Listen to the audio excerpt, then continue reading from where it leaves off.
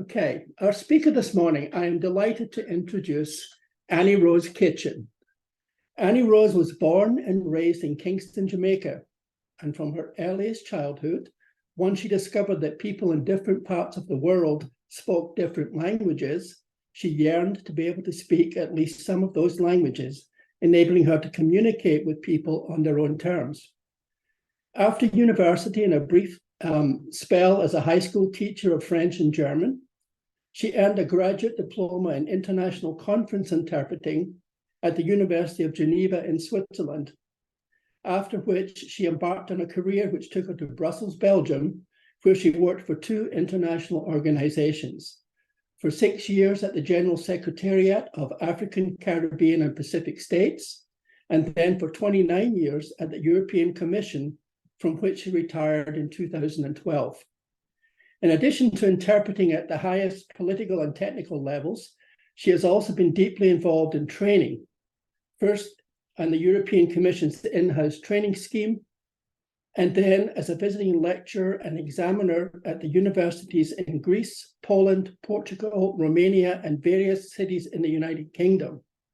She has also been a visiting lecturer and examiner at the International Studies University in Shanghai, China, and has frequently provided interpreter training to Jamaica and Jamaicans on an ad hoc basis. In 2016, she returned to Jamaica to live. Having spent a lifetime working in the field of applied linguistics, the pandemic provided her with an opportunity to explore the theoretical aspects of human language by opening up possibilities for virtual study. She enrolled in the Master of Arts Linguistics program at the University of the West Indies and recently submitted her thesis. Her language combinations are French, German, Portuguese, and Greek into English, and English into French. So please welcome me in joining Annie Rose Kitchin. And I am going to stop sharing my screen so that Annie can now share her screen and go ahead with her presentation. The floor is yours, Annie.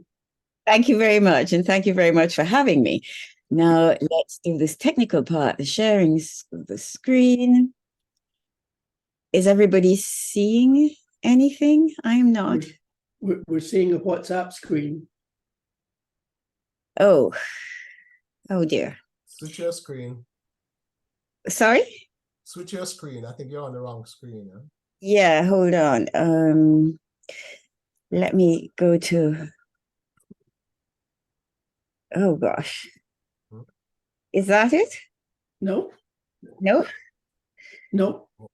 Yeah. Oh. Ah, dear.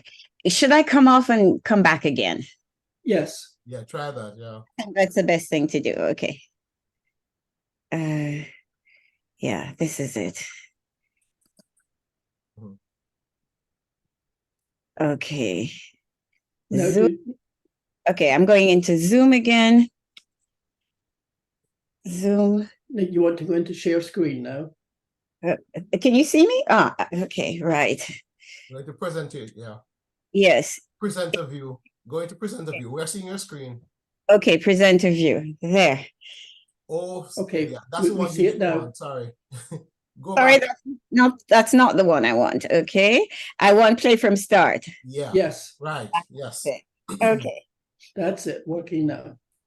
Wonderful. Well, everyone here knows how important communication is for human beings. I am not giving you any breaking news. You all know this.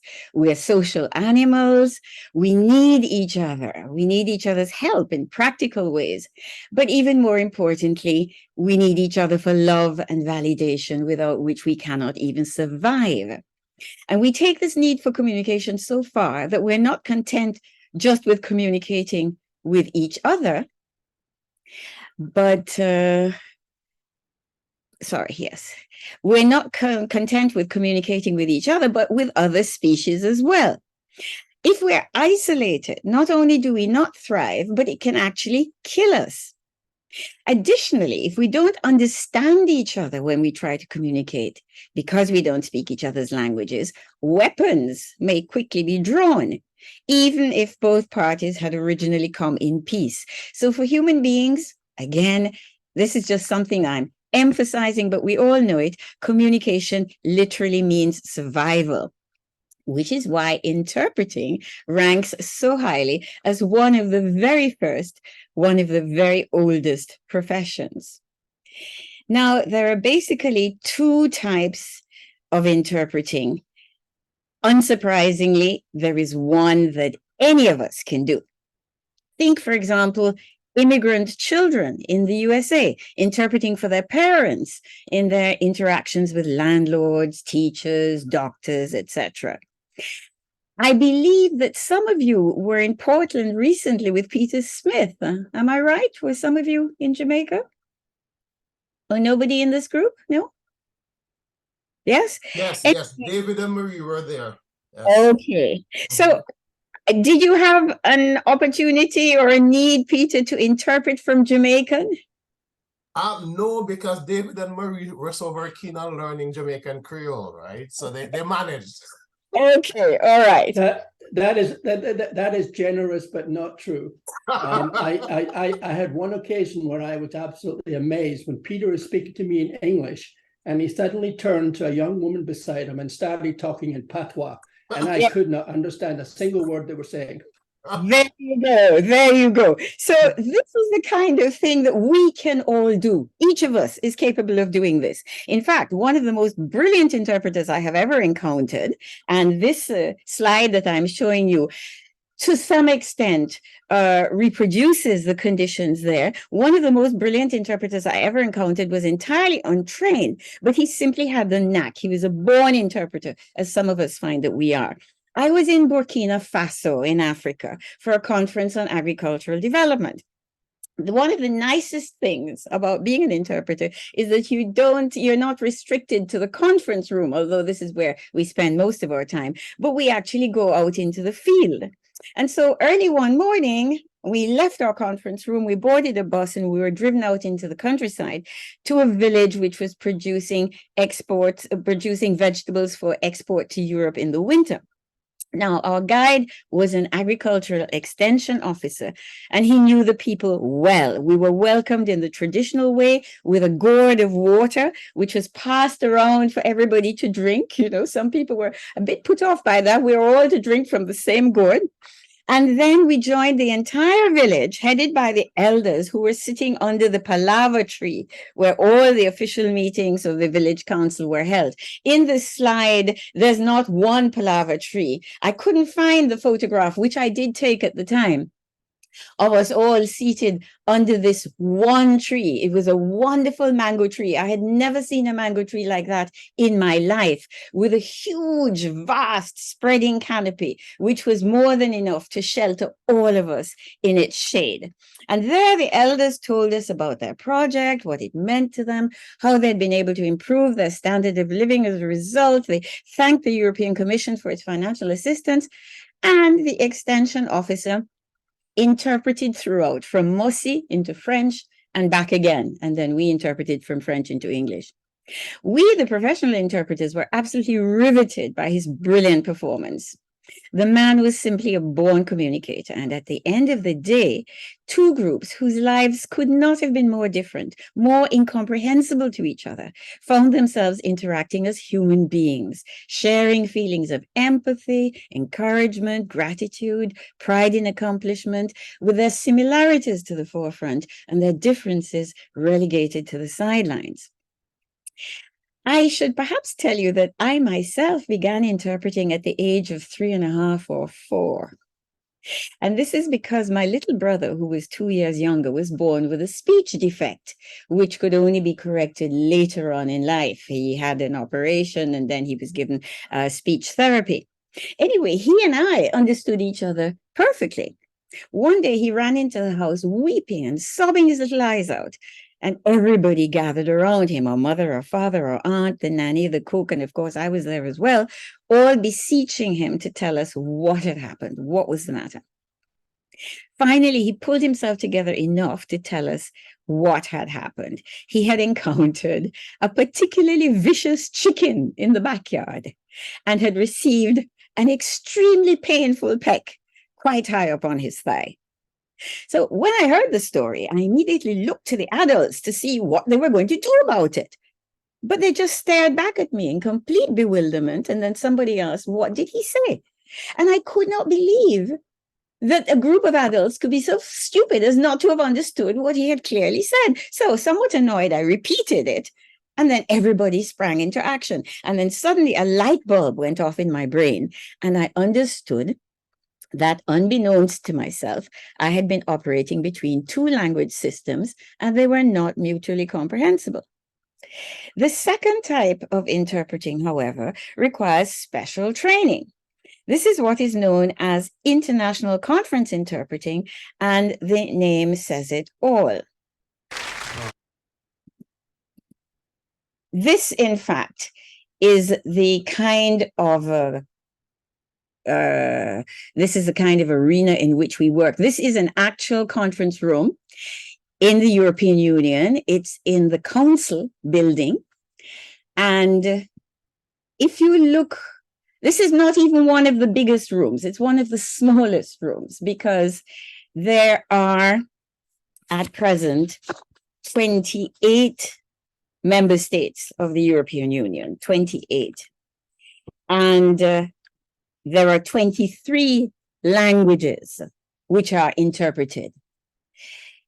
You can see the interpreters' booths just to the back of the room and and above you, just slightly above. Can you see them?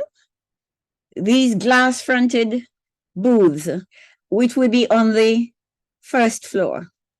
This is the floor, and you can see, okay. So this is where the interpreters' booths are, on a floor above, but there are also others which are lower down. They're just not seen in this particular room. And this is a small fraction of a photograph from the European Parliament. This is a vast room where the plenary is held. So this is the kind of place where we usually work.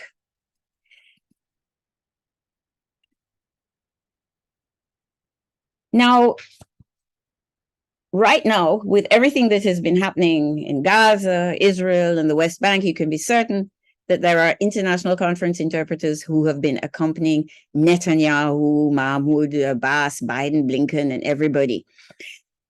And in a situation of such tension where lives are at risk, let me just show you the kind of thing that we don't need in international conference interpreting. Oh, no. Jesus. You all right? No, I'm having a bit of a nightmare, actually. What's the matter? Well, I've got all the international CEOs from around the world in this room. In 10 minutes, the annual summit's supposed to take place. They've flown thousands of miles to get here, and my translator hasn't turned up. I need to find someone who can translate into 7 different languages. Well, I can do that. Yeah, I did a TEFL in my gap year. Welcome back to London, ladies and gentlemen. This is Helen Marsh, who'll be our interpreter today. So, without further ado, let's address section 1.1, multinational profiteering for the financial year 2005-2006. Helen.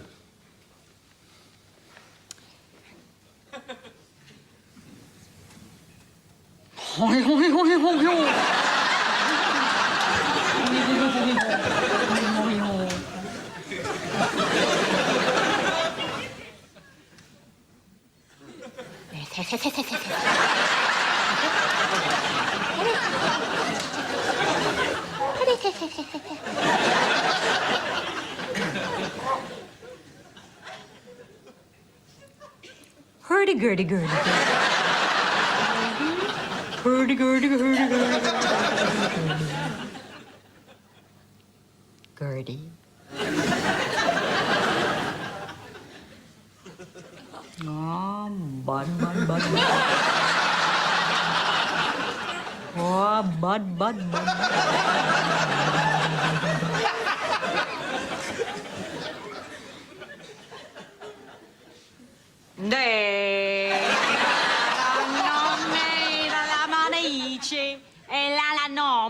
no. Che cosa ta dici, vado dici.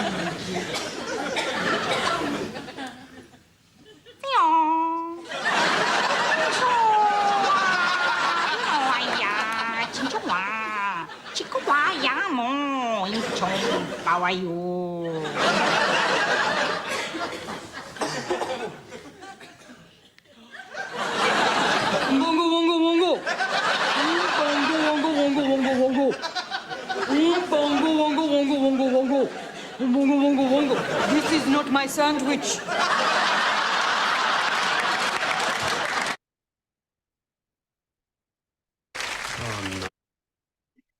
Yes, now you will have noticed a number of things about that video. The first being that the young lady claimed that she could interpret into 7 languages. This does not happen.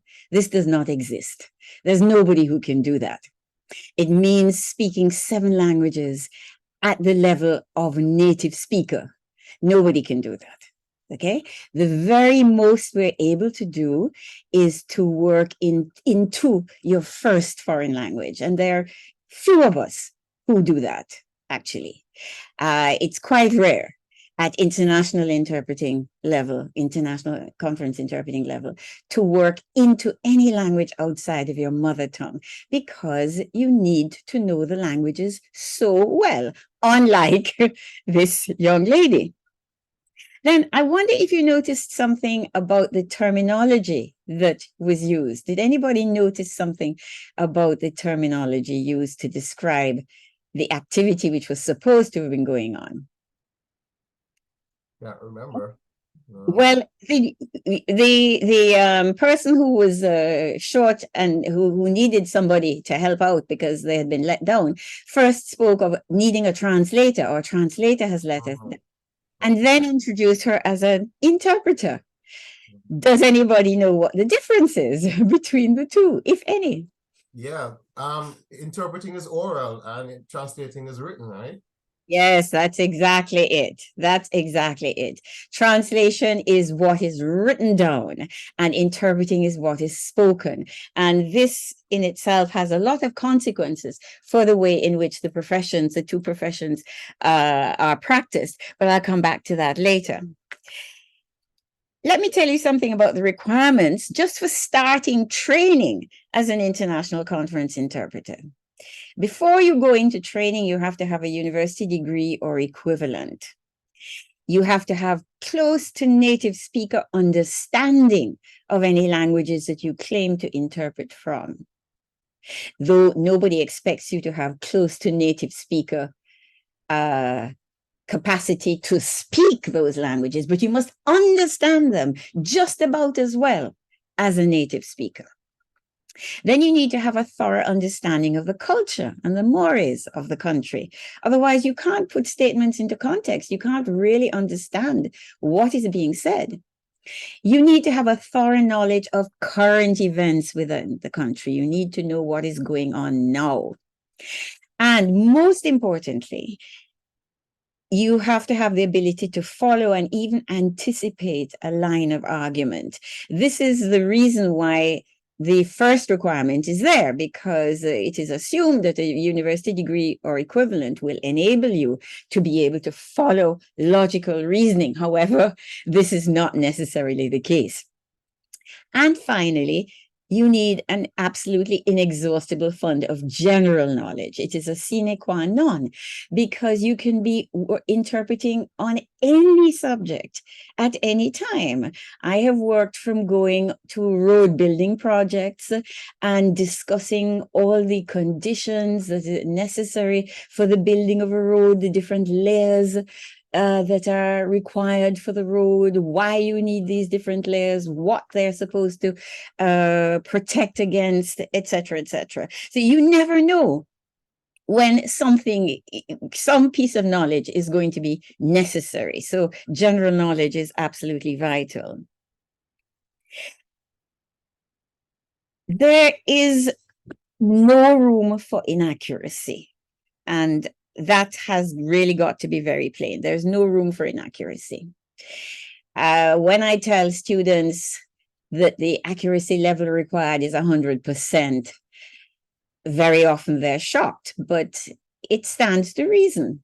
Nobody is going to be impressed if you all got it almost all right. Nobody whatsoever is going to be impressed. The only tolerance that there is for the completeness of the message.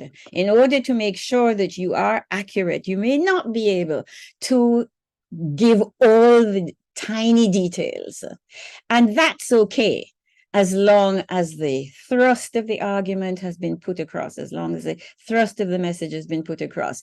If there were 4 examples given and you only managed to give 3, that's no problem. However, if one of the details that you forget, that you're not able to pick up, is a vital detail, then you have to have the honesty to say it, to admit it. And even speaking in the microphone from an interpreting booth, you say the interpreter apologizes, but she was not able to get the last figure.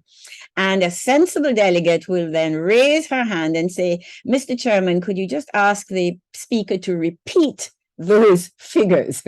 And that's how it is dealt with. Now, these stringent standards can be hard on an interpreter's health, mental health in particular. During the Cold War, Security Council meetings were a nightmare for those interpreting between English and Russian for obvious reasons.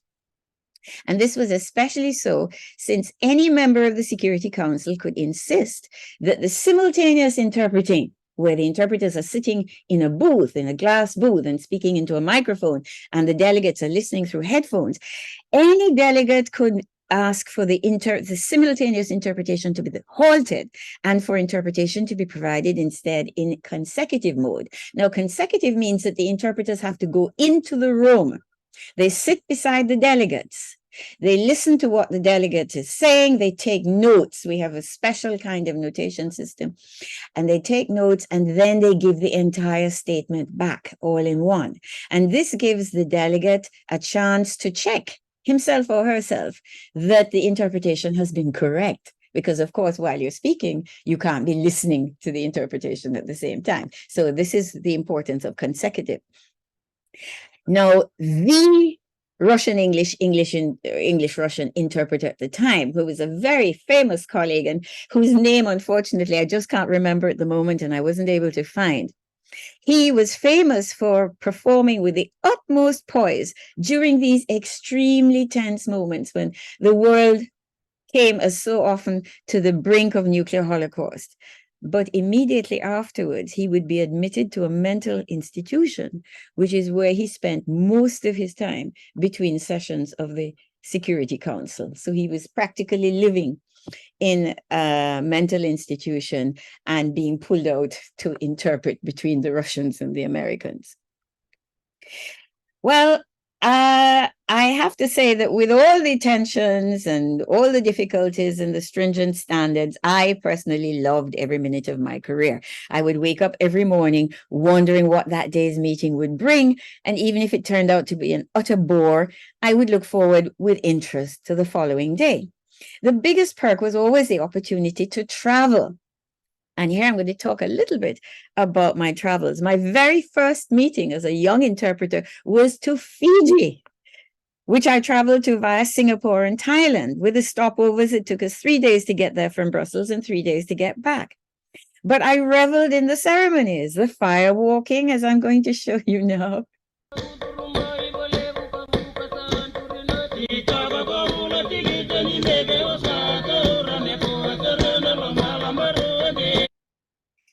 And the drinking of the kava.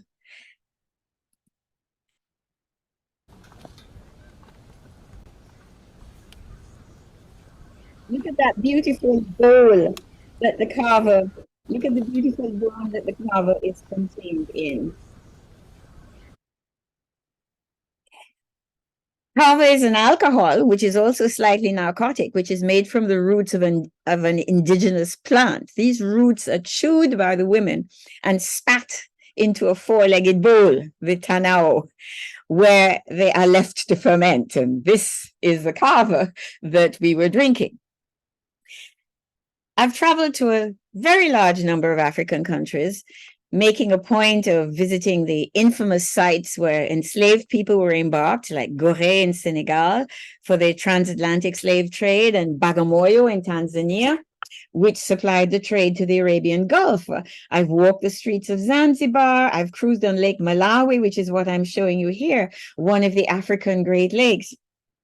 With my colleague from Brussels, I flew from the capital, Lilongwe, where we had been working for a conference, to Nkata Bay, which is about halfway up the lake. And then we boarded a boat straight out of Somerset Maugham's Tales of Aristocrats traveling in the 19th century with white-jacketed waiters and five-course meals, which were delicious, but I was slightly seasick, so I couldn't enjoy them as I would have liked. I've dipped my feet in the River Congo and in the Zambezi. I've eaten monkey in the Central African Empire, as it was at the time, Central African Republic now. And I've also eaten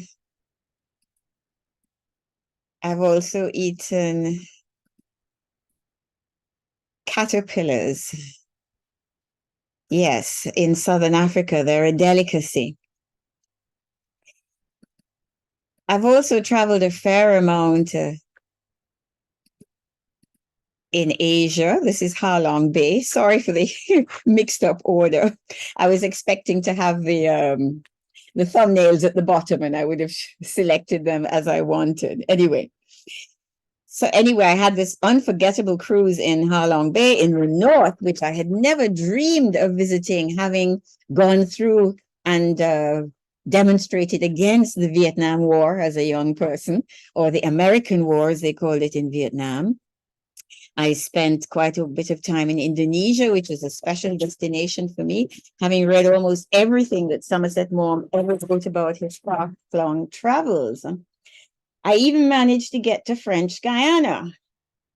Here we are in French Guiana, and the infamous French penal colony, Devil's Island, off the coast of the capital, Cayenne, which Somerset Maugham also wrote several short stories about. But this slide is taken at the European Space Shuttle launch area.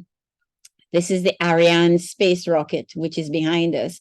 And that was one of my most memorable trips. This is the entire Council of Ministers and staff. And you can see me to the right. I'm in the sort of right-hand wing there in that sort of little L in the front row. I don't know if you can make me out, but these were ministers of the member states of the European Union responsible for space. Now, I've told you that there are 28 member states of the European Union with actually 24 official languages now. Now, if the ratio were one interpreter to one language, you realize that there would be 576 different combinations requiring 576 interpreters. However, this is not the case. This is not at all necessary. If you go into one of our meetings, you will see 3 interpreters per booth, a maximum of 4. And this is because we don't interpret from one language. Each of us has at least 4 languages from which we interpret, and many people have more than 4. And we don't require that all the languages be covered in all the booths, because we are able to listen to each other. For example, I have Greek, which is a rare language. So in any meeting that I'm doing where Greek is going to be spoken, there may be 4 of us in all, maybe 3, who speak Greek. Somebody in the English booth, myself, somebody in the French booth or in the German booth, maybe somebody in the Spanish booth or in the Italian booth or in the Dutch booth. And in all the other booths, there will be somebody who understands, well, everybody understands English and French.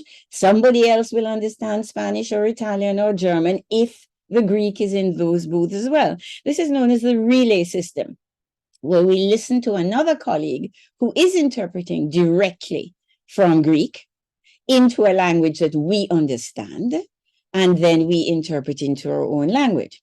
And then there's another system known as the retour system, retour from French, where our booth is actually taken over by another booth. For example, Croatian.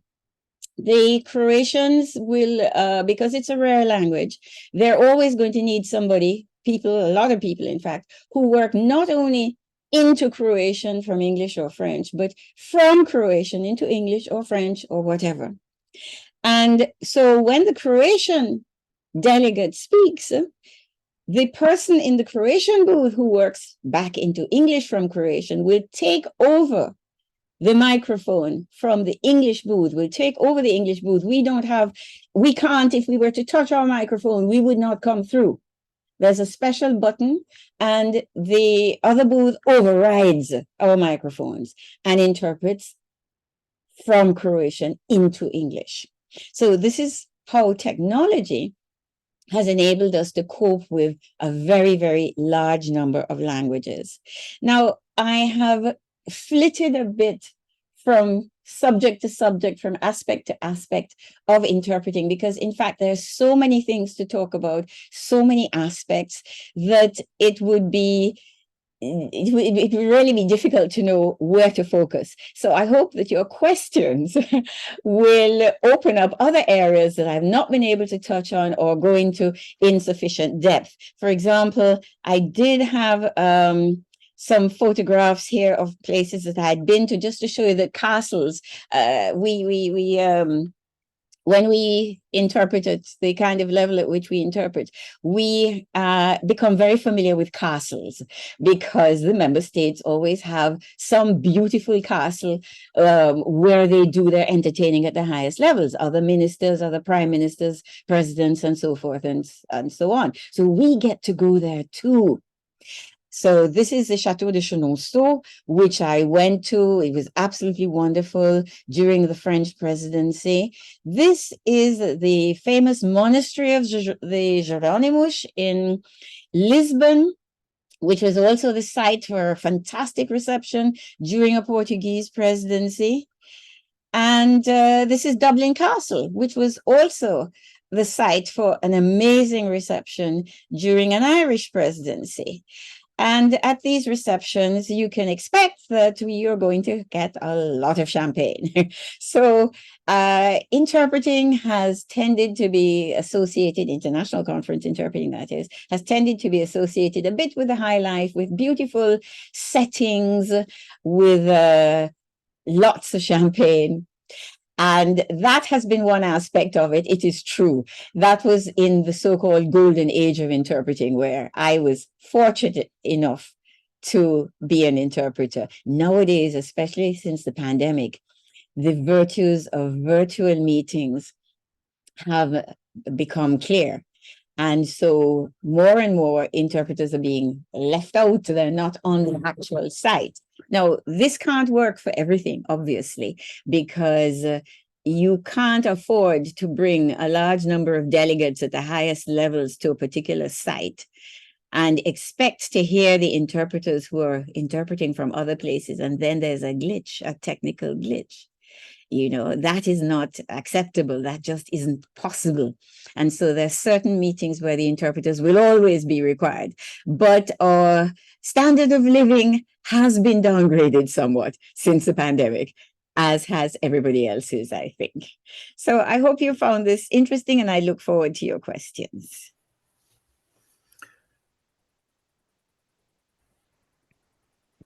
Yes, very interesting. I had just a question about, and I'm not sure if I missed it in the presentation, but how did you get into this particular field? I'm sure you had a strong language background before, but was it like you had that mindset that you wanted to be an interpreter, or did you get to it through some, just through the career path in some other way? I told a story about how I was interpreting for my little brother, right, as a small child. And so it is something that I had done quite naturally without thinking about it. Right. So, and then I'd forgotten about it.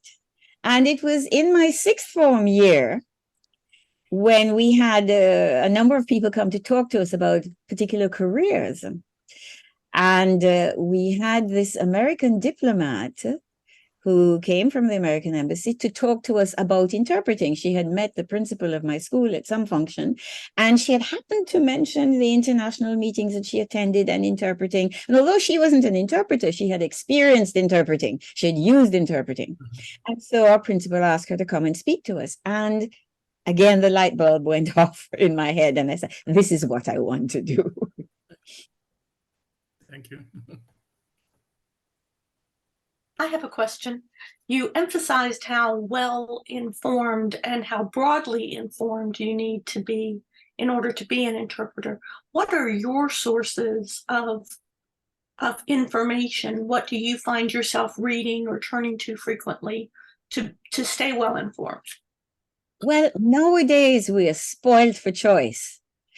I am here in Jamaica, but I am absolutely up to date with what's happening in Portugal, for example, right now. I listen to podcasts. That's the first thing. I listen to podcasts. Before, I would have read newspapers, and I do read newspapers, but particularly since I'm working in a field of oral communication, it's very important for me to hear people talking about something. And so I know exactly what's going on in Lisbon right now, that the Prime Minister has had to resign as a result of a scandal, which has not yet touched him, but it appears to be coming ever closer. Everybody was waiting with bated breath for what the president was going to decide on, whether he was going to allow somebody from the governing party simply to step into the resigning prime minister's shoes, or if he was going to insist on new elections, So I heard the news, I was there first. I got the breaking news, and I heard all the commentary, from there. I have at least 3-4 Portuguese podcasts that I listen to, discussion programs, which are of a very high standard. And just to show you how this is absolutely vital, in all of these podcasts, they have they've used the word geringonça.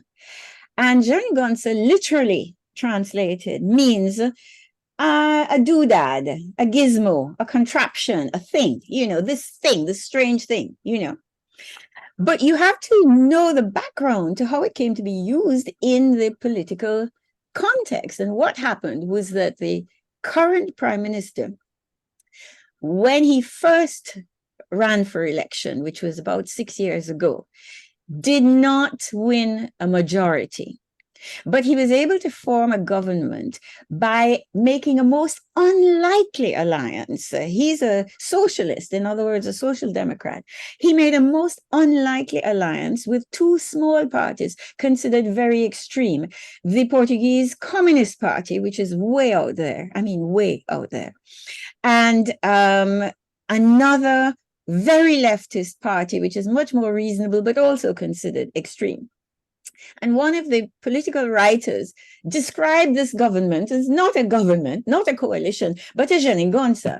What is this thing that they're foisting on us? But the term it was picked up by everybody. So when people talk about a geringonça, they mean the coalition which was formed at a particular date between the Socialist Party and these 2 extreme. If you don't know that, you hear the word geringonça, you don't know where to go with it. You don't know what to do about it, because it means literally a contraption, a gizmo, Here it means a particular coalition. So that's why native cultural and political knowledge and general knowledge is absolutely vital. We've got time for one more question. May I just ask a quick question? Which language has been the most difficult for you to learn, to pick up, and why? It was Greek. It was Greek because, first of all, whereas I had studied Latin, so I was at ease with Romance languages, and then I am a native speaker of English, which means that I also have some comfort with Germanic languages. Greek was something which I had no references for. I had no hints. It was something I was learning from the ground up. Of course, there are Greek words which have been brought into the English language, but I would think of them only after I had looked them up in the dictionary, only afterwards would I see the connection. And also because it was a different writing system. But I was always intrigued by the language. I loved the sound of it. And this is what is very interesting too about working in a very multilingual setting. You hear the languages spoken and you hear your colleagues interpreting. And so it was just very interesting. And when I got an opportunity to learn Greek, in fact, that was not my first choice. My choice was to learn Dutch, which was not a language I liked, but I had been living in Belgium for a number of years. And I thought, this is disgraceful. Dutch is one of the languages of this country. I speak French, I speak German. Why don't I speak Dutch, which is with French, the three languages spoken in Belgium, but it's French and Dutch, which are the key ones. So I should learn Dutch, right? I put my name down to learn Dutch. And then apparently there was so much demand that the powers that be decided to restrict it to the Romance language booths, which don't usually have too many Germanic languages. So it was the French and Spanish and Portuguese and Greek booths and so on who were allowed to learn Dutch. And we in the English booth and French booth and so on, we were told, forget it. And my head of booth called me with the bad news and then said flippantly, but of course there's a Greek course that's starting if you like. And I said, not interested, and hung up the phone. And the minute I hung up the phone, I thought, am I really not interested? But to save face, I waited for a day or two, and then I picked up the phone and called him back and said, well, actually, that Greek course you were talking about, could I please do it? And one thing about the European Union is that they do support you in your in upgrading your professional skills. So we get a lot of assistance. We got special courses designed for interpreters and not for the general population. Then we would get a chance to go to the countries concerned, which you always have to do. So the first time you went, you would take, if you go for a month, you would take 2 weeks out of your own leave, your own annual leave, and then they would give you 2 weeks. And then the next time you went, they might give you the whole leave, a whole month. And then the next time they might pay the fees for your course. And it all keeps going like that until they send you away for 3 months. And then you can take additional leave, which is what I did. I spent 5 months in Greece. They give you 3 months, a sort of scholarship, and they give you a per diem. So they pay for your accommodation, they pay for your courses, they pay for your travel, and they give you a book allowance even, but you're on your own. You're doing what is necessary to learn the language, to understand it with near native speaker proficiency. Thank you.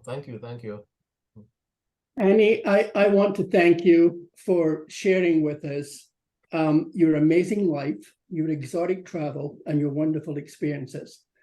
I had no idea of the skill and the art behind interpreting. I've actually been on the receiving side of an interpreter and listening to a foreign language in my headphones in English, but I had no idea of the skill and the technology behind the scenes. So thank you for sharing that. I also want to throw in a little personal note. You talked about the importance of understanding culture.